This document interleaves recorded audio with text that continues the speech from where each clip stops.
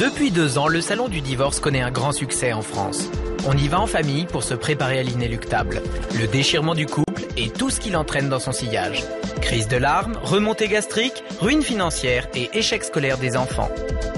On y trouve les accessoires indispensables à un divorce réussi. Des assiettes en plâtre pour des disputes moins onéreuses et des objets conçus pour être facilement partagés en cas de rupture. Y compris un piano de divorce. Les grands succès du salon restent la belle-mère en mousse pour se défouler et la brosse à WC à l'effigie du conjoint. Un stand propose aussi des disques de chansons tristes pour l'époux qui est quitté. Et enfin, l'espace Dernière Chance met des lits à disposition pour donner aux visiteurs une ultime chance de sauver leur mariage. En cas d'échec, le salon propose des formulaires pour se paxer avec un chien, par nature plus fidèle.